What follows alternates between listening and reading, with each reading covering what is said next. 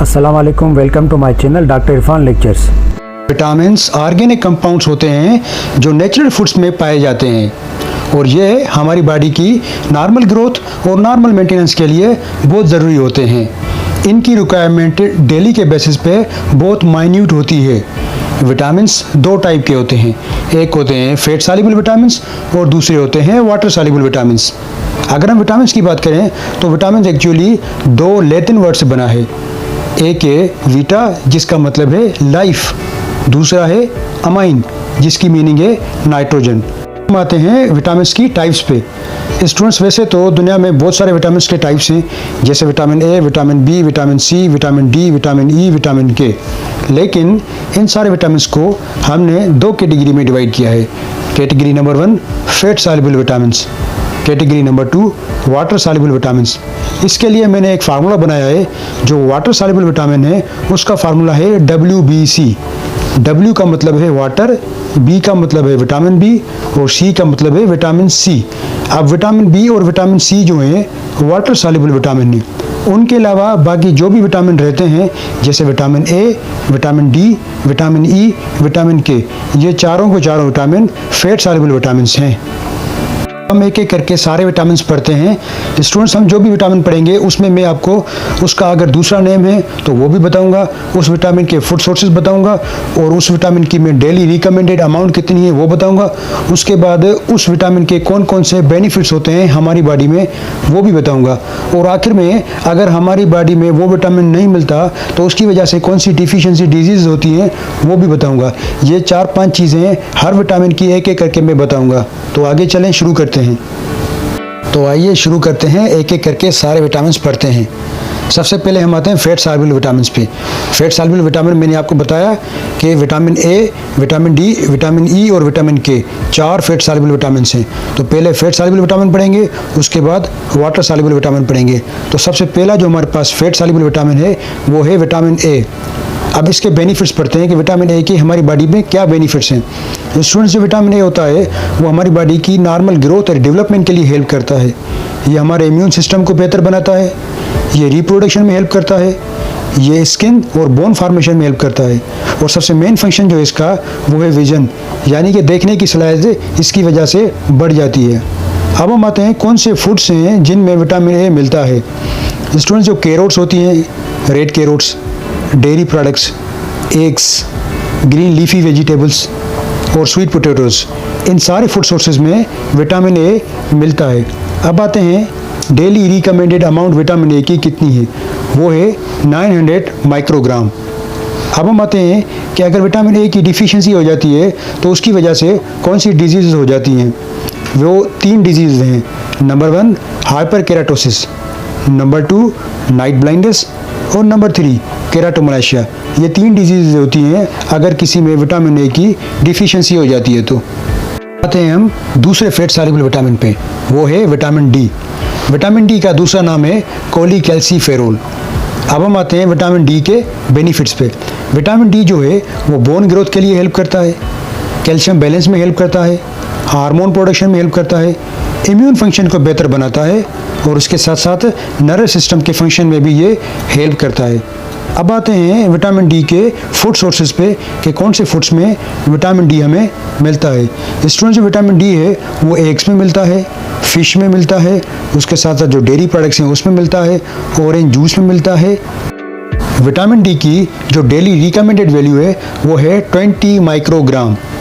अगर vitamin D किसी में नहीं मिलती, उसकी डिफिशियंसी हो जाती है तो उसकी वजह से 2 कॉमन डिजीज़ होती हैं। एक है रिकेट्स और दूसरी है ऑस्टियोमलाइशिया।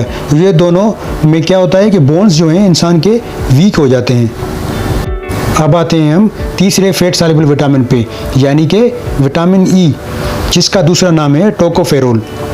अगर विटामिन ई की बात करें तो इनके जो बेनिफिट्स हैं वो है एंटीऑक्सीडेंट है ये, number 2 formation of blood vessel में हेल्प करता है, उसके साथ साथ ये इम्यून फंक्शन में भी हेल्प करता है।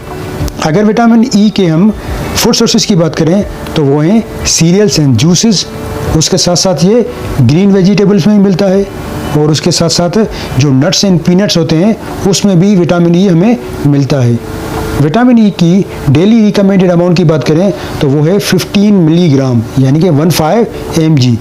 अगर विटामिन ई किसी में नहीं मिलता, उसकी डिफिशियंसी हो जाती है, तो उसकी वजह से जो डिजीज़ होती हैं वो होती है हार्ट प्रॉब्लम, दिल की बीमारियां जो होती हैं।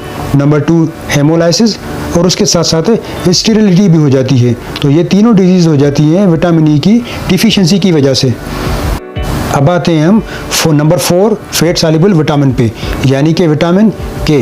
विटामिन के की बात करें तो इसके जो बेनिफिट्स हैं, ये ब्लड क्लॉट में हेल्प करता है, यानी कि इंसान को अगर कहीं भी स्किन में कट लग जाता है तो वहाँ पे ब्लड को रोकने का काम विटामिन के करता है। उसके साथ साथ बोन्स को स्ट्रांग करने में भी विटामिन के का बहुत अच्छा किरदार है। अगर विटामिन के की बात फूड सोर्सेज की बात करें तो विटामिन के ग्रीन लीफी वेजिटेबल्स में मिलता है, और विटामिन के की डेली रिकमेंडेड अमाउंट की बात करें तो वो है 120 माइक्रोग्राम। अगर विटामिन के किसी में नहीं मिलता तो सीधी बात है उसकी डिफिशियंसी की वजह से हैमरेज हो जाएगा, ब्लड लॉस हो जाएगा, क्योंकि ये ब्लड क्लॉट नहीं हो पाएगा, विटामिन के नहीं होगा तो ब्लड अगर कहीं भी कट लगेगा तो ब्लड लॉस हो जाएगा। तो यहाँ पे हमारे फैट सॉल्युबल विटामिन्स खत्म हो गए। अब हम आते हैं वाटर सॉल्युबल विटामिन्स पे, एक एक करके वो भी सारे हम पढ़ते हैं। सबसे पहला जो वाटर सॉल्युबल विटामिन है वो है विटामिन B1। विटामिन B1 का दूसरा नाम है थियामाइन। अगर थियामाइन यानी कि विटामिन B1 के बेनिफिट्स की बात करें तो ये जो है एनर्जी प्रोवाइड करता है। इसका दूसरा फंक्शन है नर्वस सिस्टम में ये हेल्प करता है। अब हम आते हैं विटामिन B1 के फूड सोर्सेज पे कि कौन से फूड्स में विटामिन B1 मिलता है। ये जो है ये बीन्स में मिलता है, होल ग्रेन्स में मिलता है, ब्रेड, सीरियल्स, पास्ता, राइस, इन चीज़ों में मिलता है, और उसके साथ साथ सनफ्लावर सीड में भी ये मिलता है। अगर विटामिन B1 की हम डेली रिकमेंडेड वैल्यू की बात करें तो वो है 1.2 मिलीग्राम। अगर विटामिन B1 की किसी में डिफिशियंसी हो जाती है तो उसकी वजह से जो डिजीज़ होती है उसको हम कहते हैं बेरी। अब आते हैं हम दूसरे वाटर सॉल्युबल विटामिन पे, जिसका नाम है विटामिन B2। इसका दूसरा नाम है riboflavin. Vitamin B2 is called riboflavin. अगर विटामिन B2 के बेनिफिट्स की बात करें तो ये ग्रोथ एंड डेवलपमेंट में हेल्प करता है, और इसका दूसरा फंक्शन जो है रेड ब्लड सेल फॉर्मेशन में ये हेल्प करता है। अगर विटामिन B2 के फूड सोर्सेज की बात करें, यानी कि कौन से फूड्स में विटामिन B2 मिलता है, तो वो है एग्स, ग्रेन्स, मिल्क, पोल्ट्री, स्पाइनेच और मीट। इन सारे फूड्स में विटामिन B2 मिलता है। विटामिन B2 के डेली रिकमेंडेड अमाउंट की बात करें तो वो है 1.3 मिलीग्राम। अगर किसी में विटामिन B2 की डिफिशियंसी हो जाती है तो उसकी वजह से जो डिजीज़ होती है वो होती है उसकी ग्रोथ स्लो हो जाती है। क्योंकि विटामिन B2 ग्रोथ में हेल्प करता है और डेवलपमेंट में, तो वो नहीं मिलेगा तो सीधी सी बात है उसकी ग्रोथ स्लो हो जाएगी। उसके साथ साथ सोर आइज़ हो जाती हैं, यानी कि आंखों में थकावट महसूस होती है, टायर्ड आइज़ होती हैं। अब आते हैं हम थर्ड वाटर सॉल्युबल विटामिन पे, जिसका नाम है विटामिन B3। विटामिन B3 का दूसरा नाम है नियासिन। विटामिन B3 के जो बेनिफिट्स हैं वो हैं ये फूड के ज़रिए ये एनर्जी प्रोवाइड करता है। विटामिन B3 डाइजेशन में हेल्प करता है। विटामिन B3 नर्वस सिस्टम के फंक्शन के बेहतर करने में हेल्प करता है। अगर विटामिन B3 के फूड सोर्सेज की बात करें तो वो बीन्स में मिलता है, बीफ में मिलता है, नट्स में मिलता है, ग्रेन्स में मिलता है और पोल्ट्री में। इन सारे फूड सोर्सेज में विटामिन B3 मिलता है। विटामिन B3 के हम डेली रिकमेंडेड अमाउंट की बात करें तो वो है 16 मिलीग्राम। स्टूडेंट्स, जो विटामिन B3 होता है उसकी वजह से अगर जो डिफिशियंसी होती है तो उस डिफिशियंसी से जो डिजीज़ होती है उसका नाम है पेलाग्रा। पेलाग्रा में क्या होता है कि जो स्किन होती है ना वो सूज जाती है, डर्मेटाइटिस हो जाती है, डायरिया हो जाता है, मेंटल डिस्टर्बेंस होती है, तो इसको हम कहते हैं पेलाग्रा। और ये डिफिशियंसी विटामिन B3 की वजह से ये डिजीज़ होती है। अब आते हैं हम नंबर 4 वाटर सॉल्युबल विटामिन पे, जिसका नाम है विटामिन C। विटामिन C का दूसरा नाम एस्कॉर्बिक एसिड भी है। इसके बेनिफिट्स की बात करें तो विटामिन C के जो बेनिफिट्स हैं ये एक्चुअली एंटीऑक्सीडेंट है। पीछे मैंने बताया कि विटामिन E जो है वो भी एंटीऑक्सीडेंट है, वो फैट सॉल्युबल है, और यहाँ पे विटामिन C वाटर सॉल्युबल है, ये भी एंटीऑक्सीडेंट है। यानी कि हमारी बॉडी में जो भी टॉक्सिन्स होते हैं ना उनके इफेक्ट को ख़त्म करता है विटामिन C। विटामिन C जो है कोलेजन में हेल्प करता है, टिश्यू फार्मेशन में हेल्प करता है, इम्यून फंक्शन में हेल्प करता है, और हमारी बॉडी में अगर कहीं पे वूंड हो जाता है ना उसको हीलिंग में हेल्प करता है, वूंड हीलिंग करता है एक्चुअली। अगर हम इसके फूड सोर्सेज की बात करें यानी कि कौन से फ्रूट्स में विटामिन सी मिलता है। तो जो भी सिट्रस फ्रूट्स होते हैं, टोमेटो, ऑरेंज, लेमन, इन सब में क्या है, विटामिन सी मिलता है।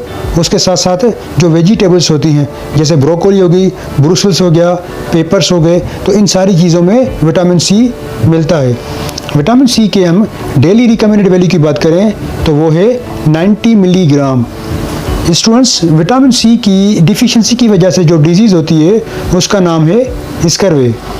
अब स्कर्वे में क्या होता है स्टूडेंट्स, हमारी पूरी बॉडी में वीकनेस हो जाती है, इंसान बहुत टायर्ड महसूस करता है, जो आर्म्स एंड लेग्स हैं वो सूज जाती हैं, और अगर काफ़ी वक्त हो जाए उसका इलाज ना करवाएं तो गम्स से, मसूड़ों से और स्किन से ब्लड आना शुरू हो जाता है। तो ये डिजीज़ कहलाती है स्कर्वे। स्कर्वे किसकी डिफिशिएंसी की वजह से होती है? विटामिन सी की डिफिशिएंसी की वजह से होती है। अब आते हैं हम आज के सवाल पे। आज का सवाल है, वो कौन सा विटामिन है जो रात के अंधेरे में या फिर कम रोशनी में देखने में हमारी हेल्प करता है?